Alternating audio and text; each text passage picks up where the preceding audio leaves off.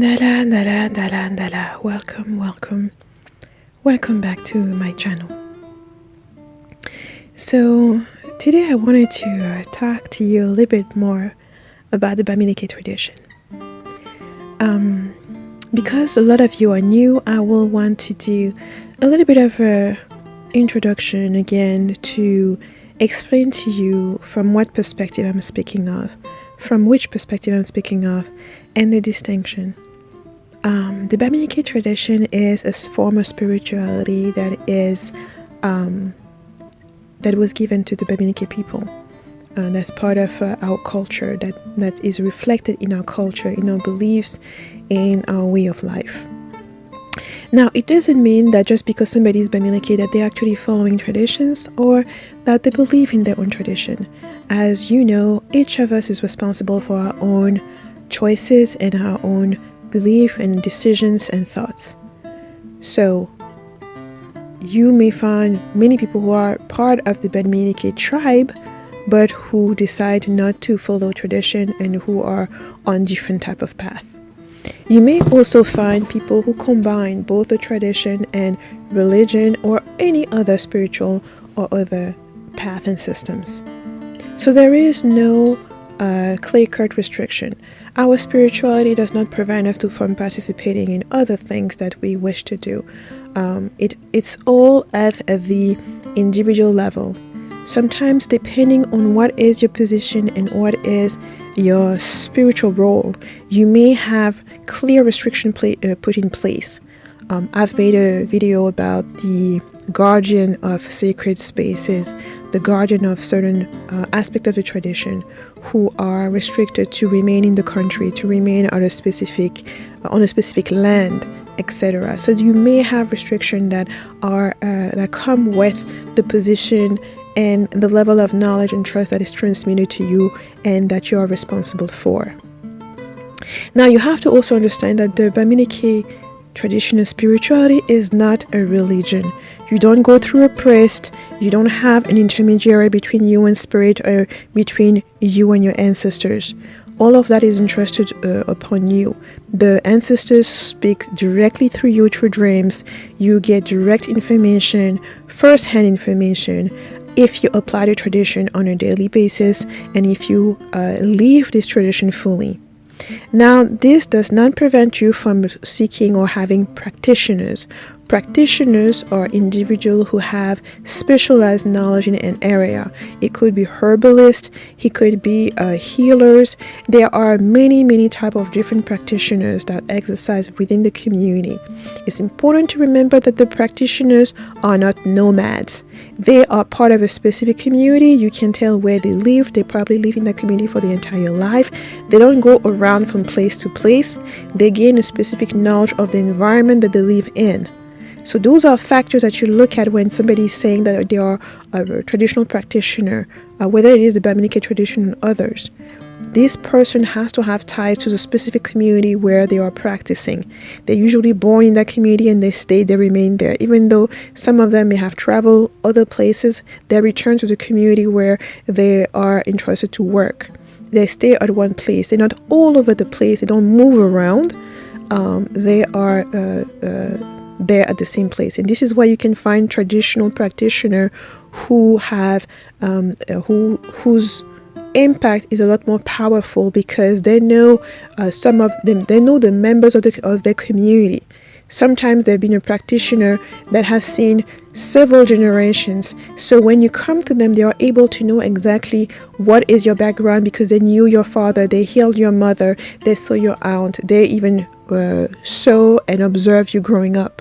So they have an intimate knowledge with you, about you, and this also helps them when they are healing you or treating you or working with you. Now, you also have to factor that we are in 2020 and that people travel now. People travel all over the place. So it's very well frequent that you can find people who were born in a certain village and who come back many years later. So of course this practitioner hasn't seen that particular person grow up. But because of the parents or the grandparents of that person have stayed there, he has still more knowledge than if you will see a complete stranger and ask them for guidance or information. So that's one part that's very important in terms of understanding who the practitioner is and what the practitioner can do. So now that we get this out of the way, you'll understand that there are great variety. Now that you have a little bit more background on the Bamileke tradition, which is one of the many spiritualities that's present on the continent of Africa, and particularly the Bamileke tribe is mainly present in Cameroon, but today people travel and are going all over the world. It is important to understand that this is not the Yoruba tradition. This is very distinct. That, like I said, it's not an organized religion. Some of the traditions are common in the kingdom. Some of them are just peculiar or particular to a specific village. And some of them are based on your own family tradition. What your grandfather found and discovered that helps his own family, his own practices that is passed on to you. So it's not what I'm saying does not apply to all of the Bamileke. It is just one perspective among the many that may exist. But it's important for you to understand that, so you understand that there isn't a book that will teach you about this, because tradition is a living spirit. It is a living state of mind. It isn't something that's crystallized in a book, in something. You won't find a book that will give you the Bamileke tradition and the Bamileke's perspective. You will have to learn it from someone else, from an elder, from a grandparent, from a practitioner.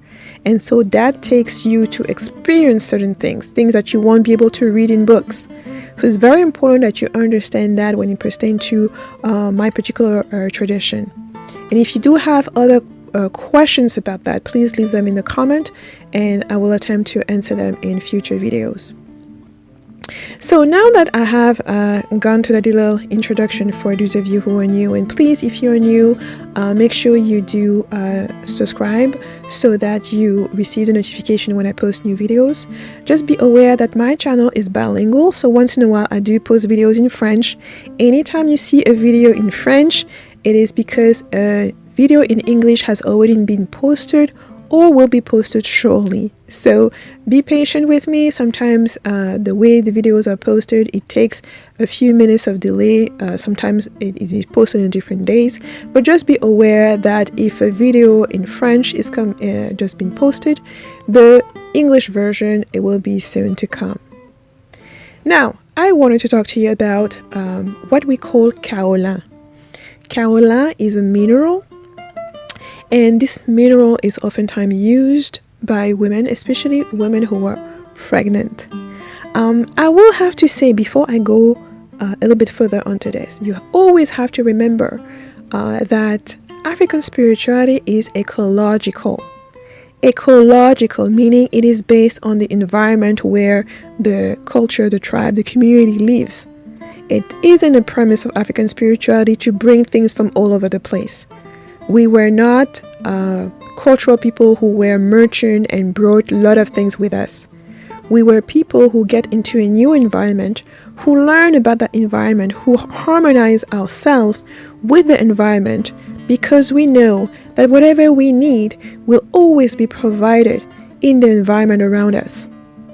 And as you maybe learn more about the Bamileke tradition and history, you'll know that the Bamileke people in Cameroon and part of Nigeria ventured out and were able, wherever they settled down, to put in that work. Meaning to put in that work in terms of understanding the environment, of learning what can be used for what can be used to heal, what can be used to feed, coming up with different dishes, understanding the spirits of the land, the energies on the land, etc., etc., etc. And all of that wasn't done by one person. All of that wasn't done in one day or a few months. This is work that was put in throughout generations and generations. Traditions are not born off of a trend. Traditions are knowledge that resists the test of time.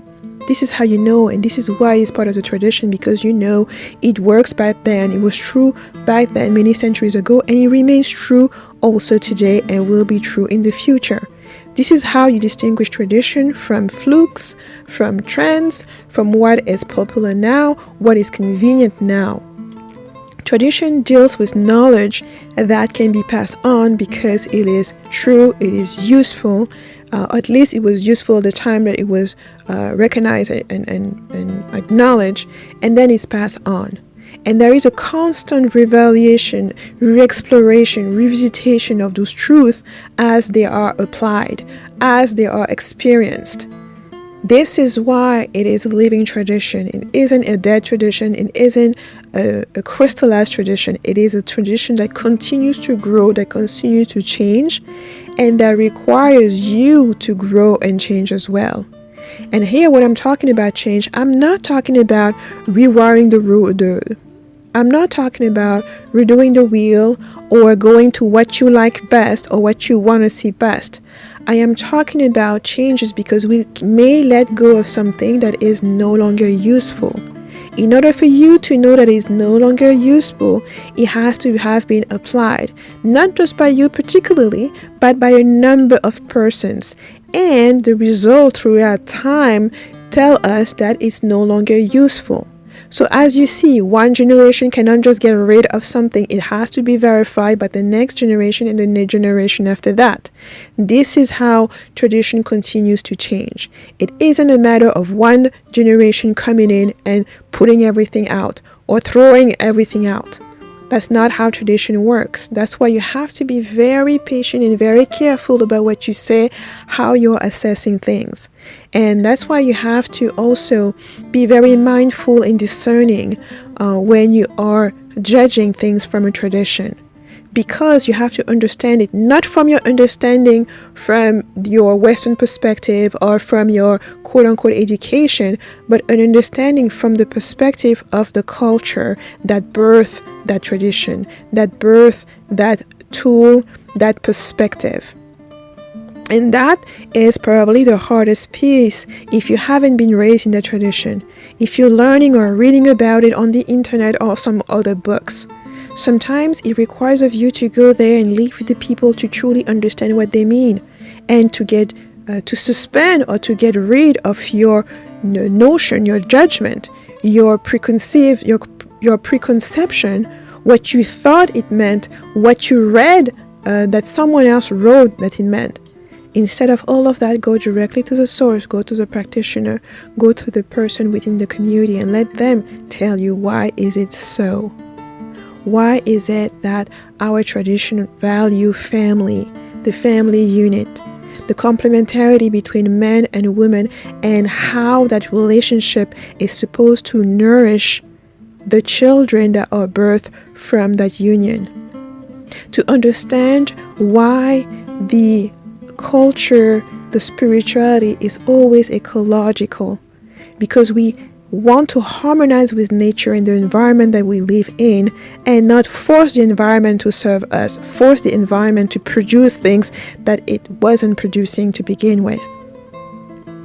So those are things that requires that you open your mind and that you humble yourself sometimes and that you come as a newborn child with the curiosity of a child, eager and willing to learn.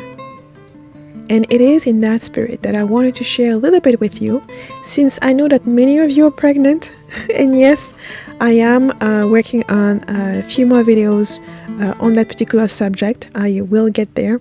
And so that those of you who are currently pregnant will be able to have a lot more content and context around that. So the kaolin is a mineral that can be found in many all around the world. So it isn't the purpose of this video, and this is important for me to underline, it isn't for you to rush to Cameroon or to rush to any place and try to find this thing and hoard it.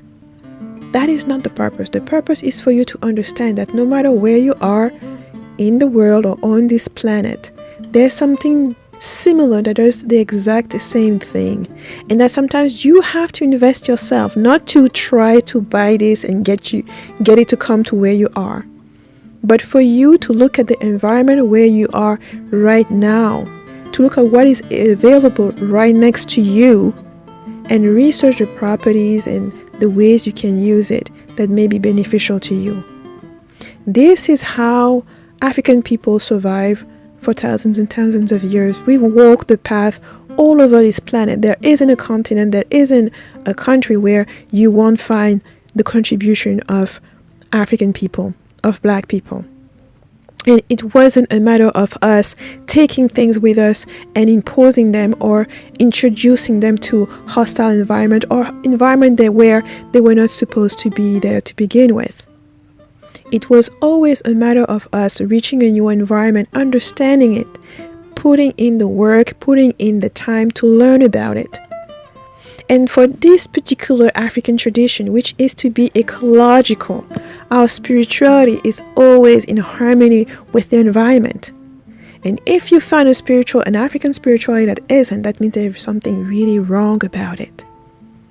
Our spirituality is not forceful towards nature. It is always in harmony and in support of natural principle in nature and divine laws. And for those of you who are part of the diaspora, in every single continent week, you can see the trace and the work that has been put in for those who were simply aware and willing to do so. This is why sometimes I refer to you to New Orleans. Many of you will come here and say that you are a descendant of a slave, that you lost this, you don't know that, and whatever, and so forth and so on, and start crawling in a ball and crying off. But I tell you, I've been to the United States and I've seen people who've put in the work in understanding different environment in the United States. If you research deep enough, you will find healers all over the continent, all over the country in the United States. People who are in Minnesota, in Michigan, in New Orleans. Of course, New Orleans is probably one of the most popular places that is better known because of the hoodoo tradition that developed there. But it isn't the only place where you will find practitioners since the time of slavery who put in the work and who put in the time and who were divinely guided to find in their environment what they needed to strive, what they needed to survive, in terms of healing themselves, in terms of feeding themselves, and in terms of striving and being stronger and resilient to birth the children that are here today. So you will have to ask yourself, before just listening to what I'm going to share with you, ask yourself, before you state that everything is lost, ask yourself if you've put in the work of seeking out those who have done that work already, wherever you are, in Europe, the United States, Russia, or wherever. Then, if you do that research and you don't find anyone that has contributed to develop such knowledge, ask yourself if you are willing to do that particular work.